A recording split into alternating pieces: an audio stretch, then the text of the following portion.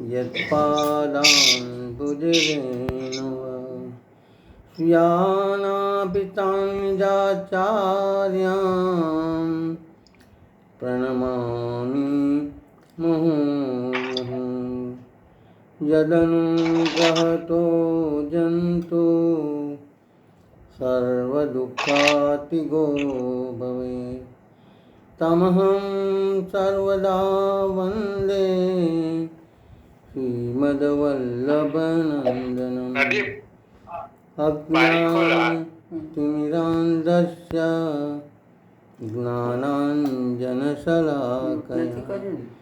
चक्षुरुन्मिलितं येन तस्मै श्रीगुरुवे नमः।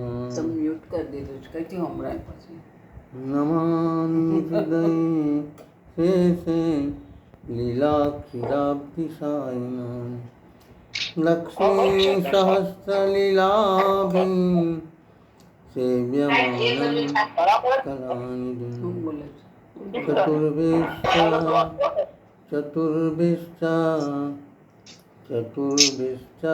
त्रिभिस्तथा षड्विराजते योऽसो पञ्चधा हृदये मम પંચદા હૃદય મમ. બધાને સંભળાય છે? સંભળાય છે ને બધા? હા બરાબર. ઓકે, તો બધા મીટ કરી દેજો હવે.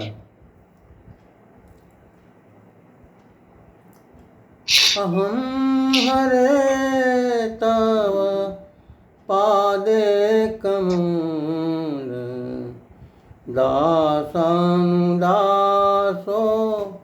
ભવિતાચ્ય ભૂય મનસ્મરેતા સુપતે ગુણાંતે ગુણિતવાક મકરોતુ કાય ये यथा मां प्रपद्यन्ते तथाम्यहं मम वर्त्मानुवर्तन्ते मनुष्या पार्थ सर्वथा।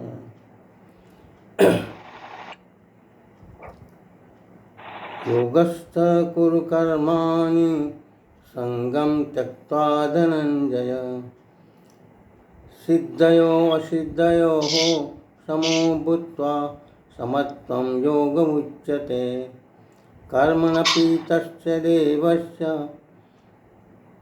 कर्मणपि बोधव्यं गहनो कर्मणा गतिः नाशतो विद्यते भावो न सतो विद्यते भव उभयोरपि द्रष्टृत्वां तत्त्वदर्शिभिः नारायणं नमस्कृत्य नरं देवो नरोत्तमं देवी सरस्वतीं व्यासो तत्र जपौतते।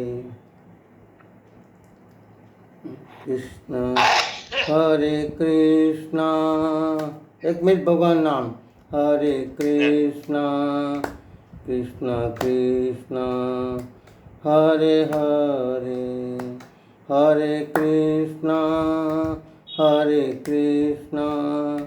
कृष्ण कृष्ण हरे हरे हरे श्याम हरे श्याम हरे श्याम हरे हरे हरे श्याम हरे श्याम हरे श्याम हरे हरे हरे कृष्ण कृष्ण कृष्ण हरे कृष्ण कृष्ण कृष्ण हरे राम हरे राम हरे राम हरे श्याम हरे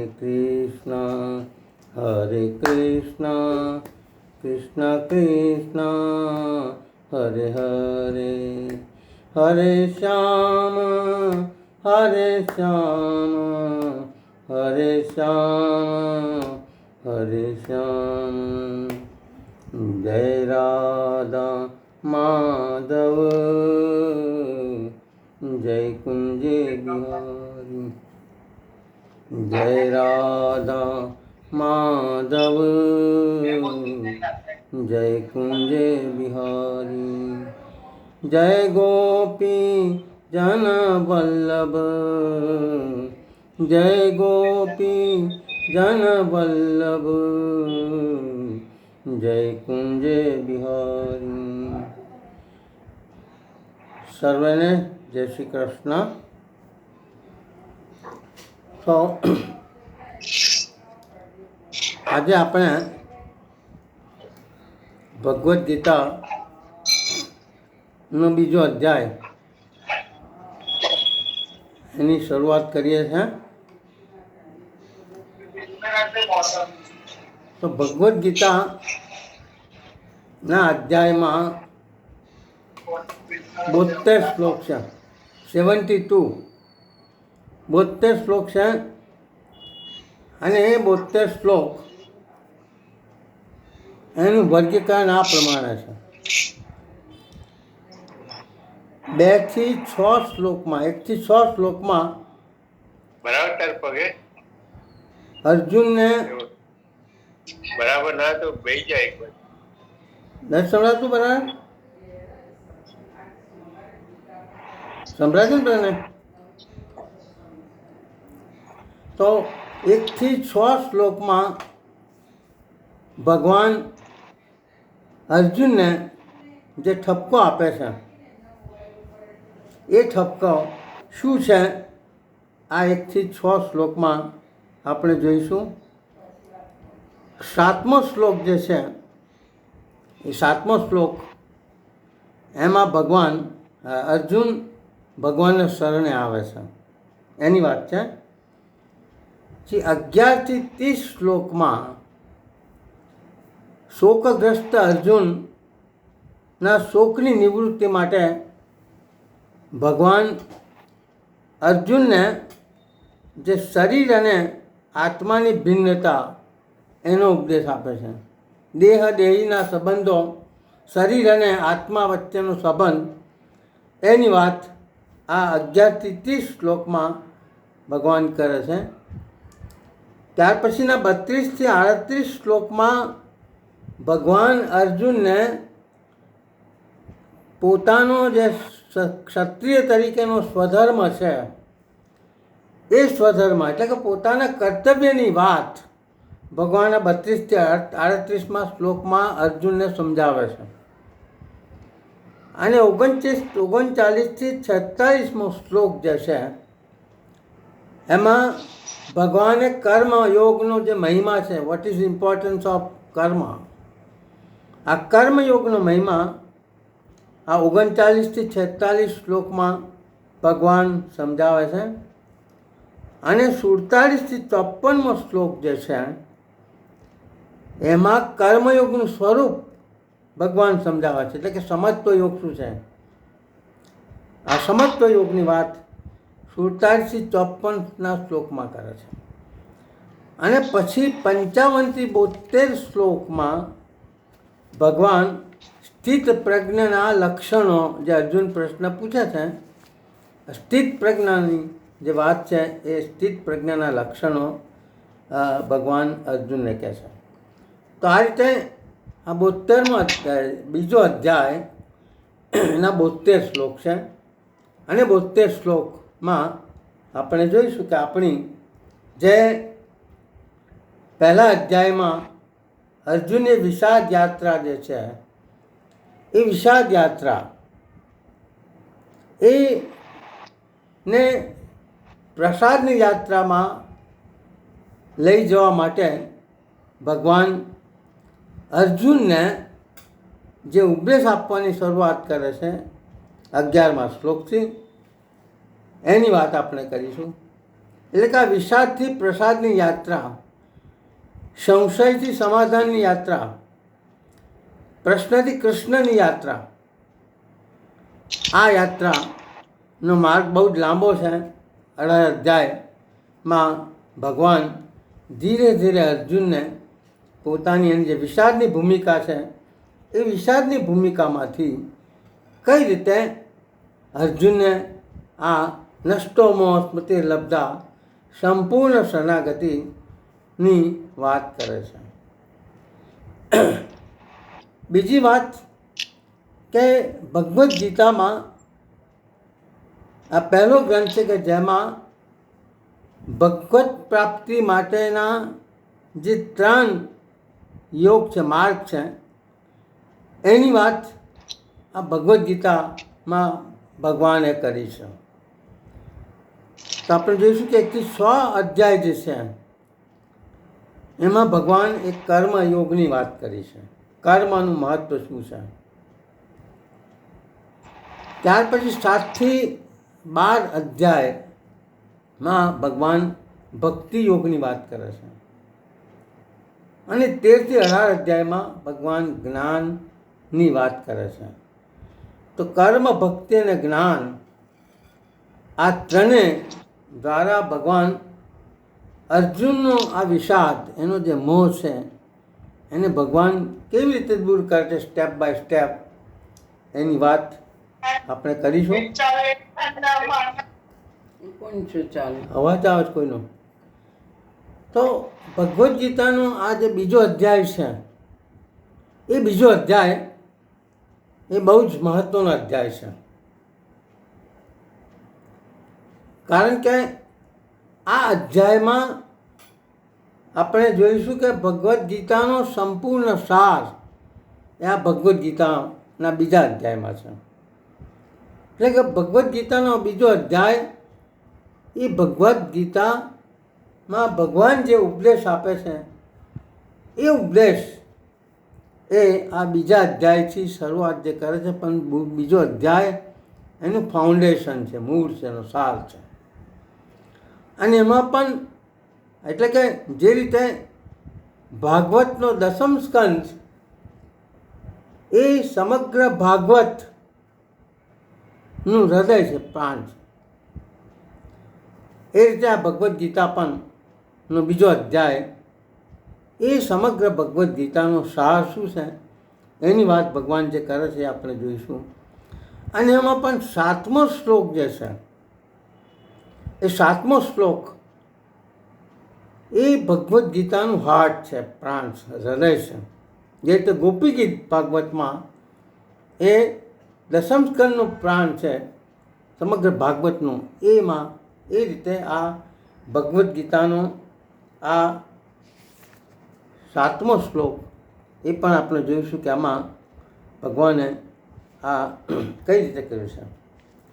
એટલે કે ભગવદ્ ગીતા ને બીજી રીતે જોઈએ તો ભગવદ્ ગીતા એ બધા જ ઉપનિષદોનો સાર છે. એટલે અર્જુનના વિષાદમાંથી આપણને ભગવદ્ ગીતા મળીએ, જે રીતે વ્યાસજીના વિષાદમાંથી ભાગવત મળ્યું. કારણ કે અર્જુનની જેમ વ્યાસજીને પણ વિષાદ હતો, વિષાદી હતો, ચિંતા હતી એમને કે મેં આટલા બધા 18 પુરાણો લખ્યા, છતાં પણ વ્યાસજીને મનમાં એમ થતું કે હજુ કંઈક ખૂટે છે, હજુ કંઈક બાકી છે. અને વખતે નારદજી આવે છે અને નારદજી જે વ્યાસજીને કહે છે કે વ્યાસજી તમે આ બધા જ પુરાણો લખ્યા 18, એ વાત બરાબર છે, પરંતુ એમાં ભગવાનની જે લીલાઓ છે આ તો બધી એક દાર્શનિક વાતો છે, તત્વજ્ઞાનની વાતો છે, પરંતુ ભગવાનનું પ્રાગટ્ય શા માટે થયું એ ભગવાનની જે લીલાઓ હતી એ લીલાઓની તમે હજુ વાત નથી કરી. અને એટલા માટે નારદજી વ્યાસજીને આ જ્યારે વાત કરતા, વ્યાસજી સમાધિ ભાષામાં ભગવાનની લીલાઓને જુએ છે અને એના આધારે વ્યાસજી આ ભાગવતની રચના કરે છે. એ રીતે આ ભગવદ્ ગીતા એ સર્વ ઉપનિષદોનો સાર છે. એટલે કીધું આપણે જોયું હતું ને, સર્વ ઉપનિષદો ગાવો દોગ્ધા ગોપાલ નંદનમ પાર્થ વત્સ સુધીર ભુક્તા દુગ્ધા ગીતામ તમહત. તો ભગવાને અર્જુનને નિમિત્ત બનાવીને સમગ્ર ઉપનિષદો વેદ અને ઉપનિષદોનો જે સાર છે એ સાર એ ગીતારૂપી અમૃત દ્વારા સમગ્ર માનવ જાતને વ્યાસજી આપ્યો છે. અને એ રીતે આ ભગવદ્ ગીતા એ સર્વ ઉપનિષદો એમાં એનો સાર છે. તો આ બીજા અધ્યાયમાં કે છે કે આ જે આપણે આગળ વાત કરી એની ભૂમિકામાં કે આ યુદ્ધ એ કુરુક્ષેત્ર જે છે એ કુરુક્ષેત્રમાં આ ધર્મયુદ્ધ લડાયું હતું. તો આ કુરુક્ષેત્રની જે વાત છે, કુરુક્ષેત્ર એ આપણે આની સાથે સાથે આપણે પોતાને પણ એમાં કે અર્જુનની જે સ્થિતિ છે એ સ્થિતિ આપણી પણ છે. એટલે કુરુક્ષેત્ર, આ સંસાર એ પણ એક કુરુક્ષેત્ર છે અને જીવનની દરેક સમસ્યાઓનો પડકાર છે. કારણ કે આમાં સંસારમાં બે પ્રકારની વૃત્તિવાળા લોકો છે. જે રીતે મહાભારતમાં યુદ્ધમાં પાંડવો અને કૌરવો એ સદવૃત્તિ અને આસુરી વૃત્તિવાળા હતા, એ રીતે સંસારમાં પણ આ બે પ્રકારના લોકો જોવા મળે છે, દૈવી સંપત્તિવાળા અને આસુરી સંપત્તિવાળા. તો દૈવી સંપત્તિવાળા લોકો આપણને ભગવત ગામી બનાવે છે અને આસુરી સંપત્તિ, આસુરી વૃત્તિ એ આપણને ભગવાનથી દૂર લઈ જાય છે, સંસાર તરફ લઈ જાય છે. અને એટલે અર્જુન આપણો પ્રતિનિધિ છે અને અર્જુન એટલે આપણે પણ માનવ શરીર એ આ કુરુક્ષેત્ર છે અને માનવ શરીરની અંદર બેઠેલો અર્જુન આ જીવ છે. આ જીવ જે આપણી અંદર છે એ અર્જુન છે. અને માનવ શરીરમાં 10 ઇન્દ્રિયો રૂપી 5 ઘોડા છે. અર્જુને આ યુદ્ધ જીતી ગયો કારણ અર્જુને પોતાના 5 ઘોડાઓને એટલે અર્જુને પોતાની ઇન્દ્રિયોને ભગવાનના હાથમાં સોંપી. એટલે અર્જુને આ 5 ઘોડાઓની લગામ ભગવાનના હાથમાં સોંપી છે અને એટલે અર્જુન આ યુદ્ધ જીતી શક્યો. એટલે આપણે પણ આ યુદ્ધ જીતવું હોય તો આપણે પણ ગુરુ શરણાગતિ, ભગવત શરણાગતિ એ જ એક માર્ગ છે.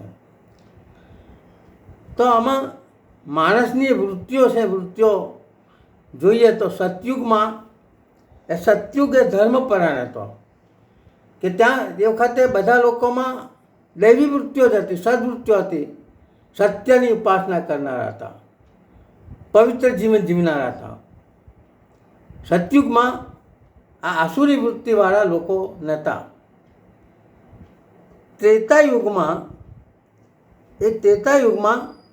સદવૃત્તિઓ અને આસુરી વૃત્તિઓ એ સાથે સમાજમાં રહેતી હતી. ત્રેતાયુગમાં આ બંને વૃત્તિઓ લોકોમાં હતી સમાજમાં, પરંતુ સમાજમાં કોઈ સમસ્યા ન હતી આને લઈને. તે વખતે રામ પણ હતો અને રાવણ પણ હતો, છતાં પણ તે વખતે જે સમસ્યાઓ નથી સમાજમાં, આ બંને લોકો રહેતા, બંને પ્રકારના લોકો રહેતા હતા. દ્વાપરમાં એક પરિવારમાં દૈવી વૃત્તિ અને આસુરી વૃત્તિવાળા લોકો હતા. પાંડવો એ દૈવી વૃત્તિવાળા હતા, દૈવી સંપદાવાળા હતા અને કૌરવો એ આસુરી સંપત્તિવાળા હતા. અને કલિયુગમાં દરેક વ્યક્તિમાં આ બે વૃત્તિઓ જોવા મળે છે. સંસારમાં આપણા બધામાં દૈવી વૃત્તિઓ છે પણ છે અને આસુરી વૃત્તિઓ પણ છે. અને એ રીતે આપણા દિવસના અમુક ભાગમાં દૈવી વૃત્તિઓનું પ્રબળતા હોય છે, ફરી પાસે આસુરી વૃત્તિની પ્રબળતા હોય છે. અને એ રીતે તામસ, રાજસ અને સાત્વિક વૃત્તિઓનો પ્રભાવને લઈને આપણી આ જે કર્તવ્ય, આપણું જે શરીરનો વ્યવહાર છે ચાલે છે. પ્રશ્ન એ થાય કે અર્જુને જો પોતાના ઇન્દ્રિયોના ઘોડાની લગામ ભગવાનને સોંપી હતી, છતાં અર્જુનના મનમાં વિષાદ કેમ હતો? જો અર્જુન તો વિષાદ મુક્ત રહેવો જોઈતો હતો, કારણ કે અર્જુને તો ભગવાનને સોંપી, સારથી બનાવ્યા હતા એને ભગવાનને, અને એટલે અર્જુને કોઈ એવી ચિંતા નથી, છતાં પણ અર્જુનમાં વિષાદ હતો. એ આપણે પહેલા અધ્યાયમાં જોયું કે અર્જુનને વિષાદ હતો, કારણ કે એને ભૂતકાળની ઘટનાઓનું સ્મરણ થાય છે જ્યારે યુદ્ધમાં સામે પક્ષે જુએ છે ત્યારે. એટલે કે અર્જુનમાં શોક હતો. આ શોકથી અર્જુન પીછેહટ કરે છે, કારણ કે એમાં એને પોતાના ગુરુઓને જોયા, દ્રોણાચાર્ય, ભીષ્મ, બધાને. બીજું, અર્જુનને ભય હતો. ભય એ રીતનો હતો કે આ યુદ્ધ, એને ભવિષ્યની ચિંતા હતી કે આ યુદ્ધને લઈને કુલ નાશ થશે, કુલ ધર્મ નાશ થશે, અને એનાથી સમાજમાં અનિતિ વધશે. એ બધી વાત કરે છે અર્જુન, એ પણ આપણે જોયું. અને ત્રીજો એનો જે ભય વિષાદ કરે છે મોહને લઈને, પોતાના સ્વજનો તરફની એની જે આસક્તિ છે, એને આસક્તિમાંથી જે મોહ થયો, એ મોહને લઈને જે ધર્મયુદ્ધ લડવા આવેલો અર્જુન પણ છેવટે ના પાડે છે કે ના, મારે આ યુદ્ધ લડવું નથી.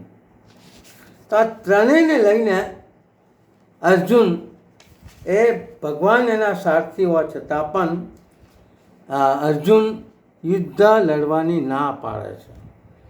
અને જ્યારે અર્જુન યુદ્ધ લડવાની ના પાડે છે ત્યારે સંજય પહેલા શ્લોકમાં બીજા અધ્યાયમાં જે કહે છે કે સંજય વાચ તમ તથા કૃપયા આવિષ્ટમ અશ્રુપૂર્ણકૃતમ વિષાદતમ ઇદમ વાક્યમ ઉવચ મધુસૂદન.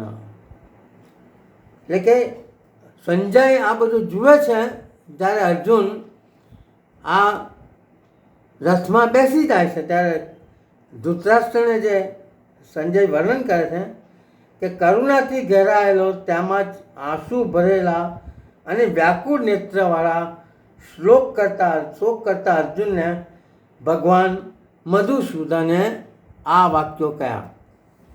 તો જ્યારે અર્જુન, આપણે જોયું કે પહેલા અધ્યાયમાં અર્જુન આ બધાને જુએ છે, શોક, મોહ અને ભયને લઈને અર્જુનમાં વિષાદ જાગે છે, અને વિષાદને લઈને અર્જુન યુદ્ધ લડવાની ના પાડે છે, રથમાં બેસી જાય છે.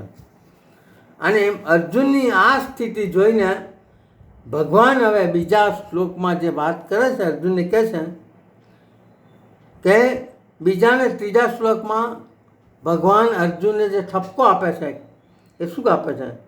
કુતસ્ત્વામ કસલમ ઇદમ વિષમ સમુપસ્થિતમ અનાર્યજુષ્ટમ અસ્વર્ગમ અકીર્તમ અર્જુન. તો આમાં ભગવાન અર્જુનને કહે છે કે અર્જુન, તું એક ક્ષત્રિય, શૂરવીર ક્ષત્રિય તરીકે આ ધર્મયુદ્ધ લડવા આવેલો, અને તું આ પ્રકારની કાયરતા કેમ બતાવે છે? એટલે કે આ તું જે કરે છે, આ ક્ષત્રિયો જે શૂરવીર છે, એ શૂરવીરો આ પ્રકારનું આચરણ વ્યવહાર કરતા નથી, અને એ તને સ્વર્ગ પણ આપનારો નથી કે તને યશ પણ આપનારો નથી. એટલે ભગવાન અર્જુનને જે, અર્જુનની વાત સાંભળીને ભગવાન અર્જુનને જે કહે છે કે અર્જુન, તારા માટે આ શરમજનક છે કે તારામાં આ યુદ્ધના વાતાવરણમાં આ કાયરતા ક્યાંથી આવી, અને એ પણ તારે સમયે યુદ્ધ લડતું તો આવે છે, અને તારામાં આ આવો ક્યાંથી અસમયે તને આ ક્યાંથી થયું? આ તને સોંપતું નથી. શ્રેષ્ઠ પુરુષો જે શૂરવીરો છે, એ શૂરવીરો આ પ્રકારનું વર્તન કરતા નથી કે ના, તું આ જે પ્રકારનું વર્તન કરે છે તને સ્વર્ગ મળવાનું છે. અને ત્રીજી વાત જે કરે છે કે આનાથી તો તારી જે યશ છે, કીર્તિ છે, એ તારી કીર્તિ ધોઈ જ તને અપયશ મળશે. અને લોકો તારી ટીકા કરશે, નિંદા કરશે કે અર્જુન જેવો અર્જુન પણ આટલો મહાન યોદ્ધા એ આ રીતે સ્વધન લઈને યુદ્ધ કરવાની ના પાડે છે. એટલે કે તારી જે તારો યશ છે, તારી કીર્તિને બટતો રાખશે. ભગવાન આ બીજા શ્લોકમાં આ વસ્તુ કહે છે. ત્યાર પછી ત્રીજા શ્લોકમાં ભગવાન જે અર્જુનને કહે છે, ક્લેવ્યમ માસ્મગમ પાર્થ નયતમ ત્વયી ઉપપદ્યતે સૂત્રમ હૃદય દૌર્બલ્યમ ત્યક્તા ઉત્તિષ્ઠ પરમ તપ. તો અહીંયા ગાડી ભગવાન અર્જુનને બહુ જ એની ટીકા કરે છે. અર્જુન જે કહે છે કે ભગવાન અર્જુનને કહે છે કે તું જે એમ માને છે કે તું ધર્માત્મા છે, પણ તું એની સાથે બીજું કે યુદ્ધથી પાપ થશે, તું પાપ કરવા માગતો નથી, એમ કહે છે ભગવાન. તો ભગવાન કહે છે આ તારા હૃદયની દુર્બલતા છે. નપુંસક્યને શબ્દ વાપરે છે ભગવાન, એને ગાળ દે છે એ રીતે. ભગવાન અર્જુને આ નામરલાઈ જોઈને ભગવાન કહે છે કે તારામાં આ દુર્બળતા આવી ક્યાંથી? હે પાર્થ, નપુંસકતાને વશ ના થા, તને આ સોંપતી નથી. ક્ષત્રિયોનો તપાવનાર હૃદયની આ તુચ્છ દુર્બળતાને ત્યજીને યુદ્ધ કરવા માટે તું તૈયાર થા, ઊભો થા. ભગવાન અર્જુનને માટે ક્લેવ્યમ એટલે શબ્દો આપે છે નપુંસકતા, કે સુરવીર થઈને તારામાં આ નામરલાઈ ક્યાંથી આવી, નપુંસકતા ક્યાંથી આવી? અને એ યોગ્ય આ સમયે સમયે અને તું જે એમ માને છે કે યુદ્ધથી પાપ વધશે, પાપ કરવા માગતો નથી અને એટલા માટે તું યુદ્ધ કરવાની ના પાડે છે, તો તારા હૃદયની દુર્બળતા છે. તો આ બંને વસ્તુનું ત્યજીને તું યુદ્ધ માટે તૈયાર થા, એમ ભગવાન કહે છે. ત્યારે ચોથા શ્લોકમાં અર્જુન એને દલીલ કરે છે ને, અર્જુન જવાબ આપે છે ચોથા શ્લોકમાં. તો અર્જુન પોતાના બચાવમાં શું કહે છે? તો અર્જુન કહે છે, જો કથમ ભીષ્મમ અહમ સખ્યમ દ્રોણમ ચ મધુસૂદન ઈશુભી પ્રતિયોતસ્થી પૂજાહો હરિસૂદન. અર્જુન કહે છે, હે હરિસૂદન, હે મધુસૂદન, રણભૂમિમાં હું બાણોથી કઈ રીતે ભીષ્મ પિતામહ અને દ્રોણાચાર્ય વિરુદ્ધ લડીશ? હે હરિસૂદન, તેઓ બંને મારા માટે પૂજનીય છે. તો ભગવાનને અર્જુન કહે છે કે પ્રભુ, આપ કહો છો બરાબર છે કે મારામાં દુર્બળતા છે, મારામાં નામરલાઈ છે, અને એટલે તમે જે કહો છો, પરંતુ હું આ યુદ્ધ કેવી રીતે લડું? કોની સામે લડવું છે મારે? જેના ખોળામાં બેસીને હું આ ધનુર્વિદ્યા શીખ્યો એ મારા ગુરુઓ દ્રોણાચાર્ય, ભીષ્મ, આ બધા પૂજનીય છે મારા માટે. એમની સામે હું કેવી રીતે આ યુદ્ધ લડીશ? એટલે અર્જુન આ જવાબ આપે છે ચોથા શ્લોકમાં. પાંચમા શ્લોકમાં અર્જુન જે કહે છે ને, એ પાંચમા શ્લોકમાં કહે છે, ગુરુ હત્વા હિ મહાનુભાવાન શ્રેય ભોક્તમ વૈક્ષ્યમ અપી ઇહલોકે હત્વા અકામ્યામ તુ ગુરુમ ઇહમ એવ ભૂજનીય ભોગાન રુધિર દિગ્ધાન. તો આનો ભાવ છે કે એ મહાનુભાવો, ગુરુજનોને નહીં હરીને હું આ લોકમાં ભિક્ષાવૃત્તિ વડે જીવન નિર્વાહ કરવાનું પણ કલ્યાણકારી સમજું છું. કેમ કે ગુરુજનોને હણીને પણ આ લોકમાં લોહીથી ખરડાયેલા અર્થ અને કામરૂપ ભોગોને જ હું ભોગવું છું ને. તો અર્જુનની આ દલીલ છે.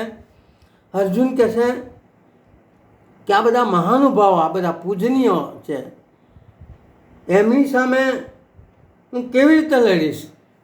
એમની સામે લડવાને બદલે તો ભલે મારે હું યુદ્ધમાં હારી જાઉં મારે ભિક્ષા માગવી પડે તો ભિક્ષા માગવાનું પણ હું પસંદ કરીશ. અર્જુન બહુ નીચલી કોટીમાં બેસી જાય છે. અને એનાથી આગળ કહે છે કે આ ગુરુજનોને હણીને એમના લોહીથી ખરડાયેલા શરીરને એને માટે એ પછી હું રાજ્ય કરવાને માટે કેવી રીતે ઉત્તમ બનીશ, એ ભોગ એ જો રાજ્ય હું કેવી રીતે કરી શકીશ. તો આ અર્જુનની આ દલીલ છે. એટલે અર્જુન આ વાત કરે છે. અને છઠ્ઠા શ્લોકમાં પણ આ જ દલીલને આગળ કહે છે કે બીજી વાત એ કરે છે કે આ યુદ્ધમાં અમારો વિજય થશે કે અમે હારીશું, કોનો વિજય થશે કોનો પરાજય થશે એ પણ અમને ખબર નથી. અમે જીતીશું કે સામે જીતશે એ કોણ છે એ પણ ખબર નથી અમને. અને એ મરશે કે અમે મરીશું એ પણ અમને ખબર નથી. તો આ રીતે આ કુળનો નાશ કરીને રાજ્ય ભોગવવાની મારી કોઈ તૈયારી નથી. તો અર્જુન આ રીતે 1-6 શ્લોકમાં ભગવાન અર્જુનને જે ઠપકો આપે છે અને અર્જુન એના બચાવમાં જે વાત કરે છે, એટલે અહીંયા આગળ આમાંથી એ સ્પષ્ટ થાય છે કે અર્જુન બહુ કન્ફ્યુઝ થઈ ગયો છે. અર્જુન કન્ફ્યુઝ થયું છે. એટલે અર્જુનના મનમાં એ છે કે યુદ્ધ લડું કે ના લડું, યુદ્ધ કરું કે ના કરું, યુદ્ધમાં મેં જીતીશું કે નહીં જીત્યા. એટલે અર્જુન જેવો યોદ્ધો એ પણ આ રીતે મનથી ભાગી પડે છે. અને એ મનથી ભાગી પડે છે ત્યારે અર્જુનને કંઈ સમજ પડતી નથી. અર્જુન અસમંજસ થઈ જાય છે. અર્જુન એ બિલકુલ શું કહેવાય ને, કોઈ એના મનમાં એનું મગજ કામ કરતું નથી. અને એ વખતે અર્જુન ભગવાનને આ 7મા શ્લોકમાં, જે 7મો શ્લોક છે એ 7મા શ્લોકમાં એટલે ભગવાનની સામે પાસે જાય છે. અને અર્જુન ભગવાનને 7મા શ્લોકમાં, કારણ કે અર્જુનને ખબર નથી, અર્જુન આ બધી દલીલો કરી, ભગવાનને ઠપકો આપ્યો, એને જવાબ પણ આપ્યો, પરંતુ અર્જુનના મનમાં હજુ એ અનિશ્ચિતતા છે કે હવે શું કરું, મારે હું શું કરું પ્રભુ, મને કશી સમજ પડતી નથી. હું ધર્મસંમત છું, મને કોઈ સલાહ આપો. તો એ 7મો શ્લોક જે છે બહુ જ મહત્ત્વનો શ્લોક છે અર્જુન માટે અને સમસ્ત આપણા માટે અને બધા માટે. તો શ્લોકમાં શું કહે છે અર્જુન? કાર્પણ્ય દોષ ઉપહત સ્વભાવ પૃચ્છામિ ત્વામ ધર્મ સંધચેતા યત સ્યાત શ્રેયત નિચિતમ બ્રૂહિ તત શિક્ષસ્તે સાધિ ત્વામ પ્રપન્નમ.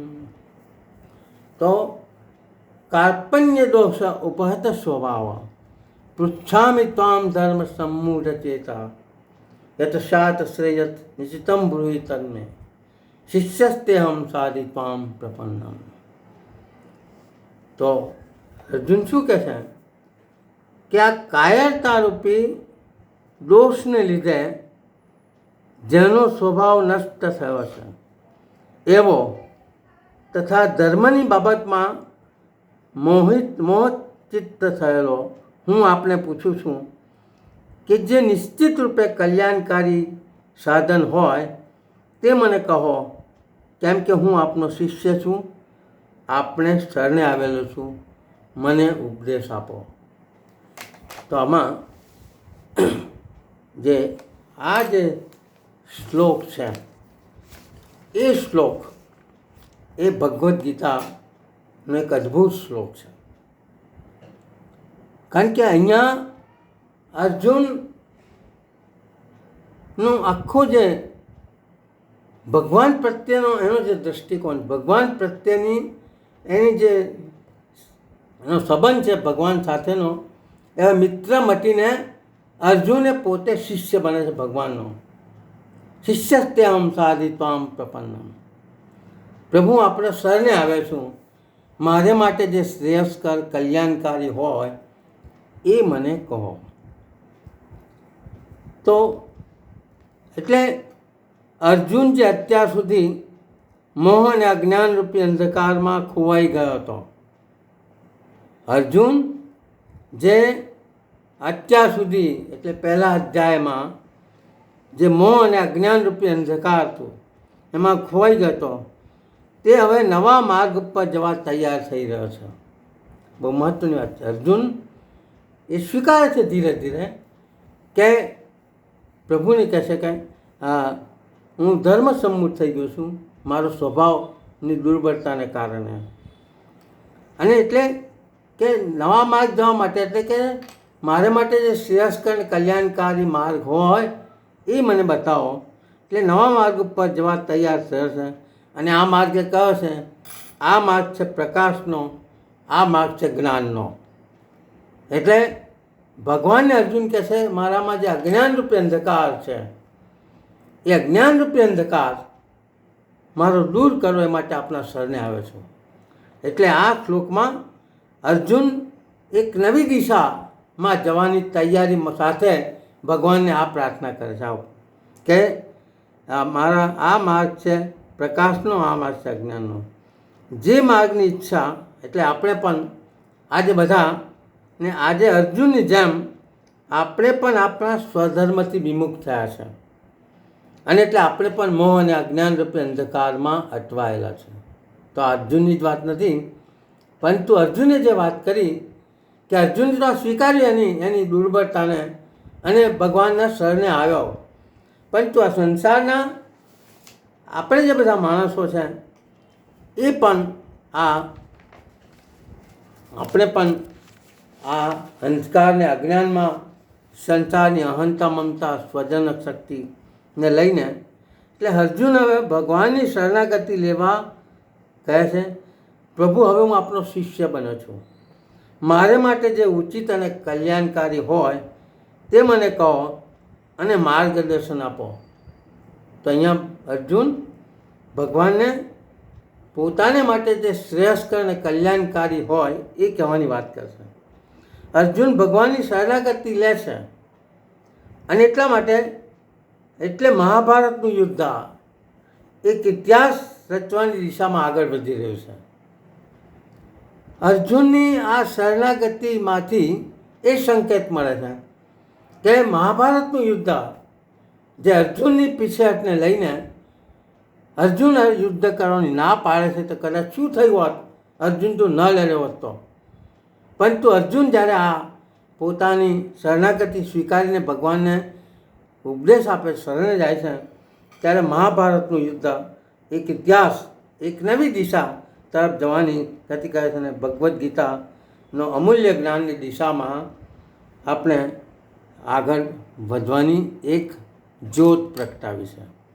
તો આ 7મો શ્લોક જે છે એ 7મો શ્લોક જે છે એ 7મા શ્લોકમાં આ પ્રભુની જે શરણાગતિ અર્જુને સ્વીકારી એ શરણાગતિના ભાવ જે છે એ મારા હૃદયમાં જે ભાવ છે એ દ્વારા આપણે સમજવાનો પ્રયત્ન કરીએ. આપણે પણ અર્જુનની જેમ પ્રભુના શરણે આવ્યા છે અને એ રીતે આપણે પણ પ્રભુની શરણાગતિ સ્વીકારીએ છીએ. પ્રભુ તમે તો મારા જીવન રથના સારથી, પ્રભુ તમે તો મારા જીવન રથના સારથી, કૃષ્ણ તમે તો મારા જીવન રથના સારથી. મારું તારું મનથી મૂકું ભક્તિ કેરો પંથ ન છોડું, મારું તારું કદી ન મૂકું ભક્તિ કેરો પંથ ન છોડું. મારું મનડું મારું કદી ન વિસરે મનડું મારું કદી ન વિસરે, આ દુનિયા તો સ્વાર્થી, પ્રભુ તમે તો મારા જીવન રથના સારથી, કૃષ્ણ તમે તો મારા જીવન રથના સારથી. મનના ઘોડા જ્યાં ત્યાં દોડે, મનના ઘોડા જ્યાં ત્યાં દોડે, જ્યાં લઈ જાઓ ત્યાં હું જાઉં, આપ સંગાથે જીવન વિતાવું. પરજગની હું પરવા ન કરતો, પરજગની હું પરવા ન કરતો, બન્યો હું આપનો જારથી, પ્રભુ તમે તો મારા જીવન રથના સારથી, કૃષ્ણ તમે તો મારા જીવન રથના સારથી. કર્મ કરું પણ કદી ન માગું, કર્મ કરું પણ કદી ન માગું, જગમાં રહી જગથી મન ત્યાગું, કણ કણમાં કરું દર્શન તારું, કણ કણમાં કરું દર્શન તારું, એવી ભક્તિ દો પ્યારથી, મારા જીવન રથના સારથી, કૃષ્ણ તમે તો મારા જીવન રથના સારથી. તો આ 7મો શ્લોક એ ભગવદ્ ગીતાનો એક લેન્ડમાર્ક છે. લેન્ડમાર્ક એ અર્થમાં કે આ 7મા શ્લોકમાં અર્જુને પોતાના સ્વભાવની જે દુર્બલતા છે એ દુર્બલતાને સ્વીકારી છે અને એટલે ધર્મસમ્મુખ થયેલો છે. જે આગળ વાત કરી કે એને ખબર નથી કે મારે યુદ્ધ લડવું કે ન લડવું, યુદ્ધમાં અમે જીતીશું કે નહીં જીત્યા, અને યુદ્ધ લડવાથી જો અમારો પરાજય થશે, કુલ ધર્મનો નાશ થશે. આ બધી ચિંતાઓમાં ઘેરાયેલો અર્જુન બહુ જ કન્ફ્યુઝ થયો છે. ત્યારે એ ભગવાનને શરણે જઈને આ 7મા શ્લોકમાં જે વાત કરે છે એની વાત જે છે આ શ્લોક છે, એ શ્લોકનું હજુ પણ વધારે અવગાહન, એનું અવલોકન આપણે આગળ આવતા વખતે કરીશું. સમય પણ પૂરો થયો છે. તમારા અલ્પ વક્તવ્યને વિરામ આપું છું. બધાને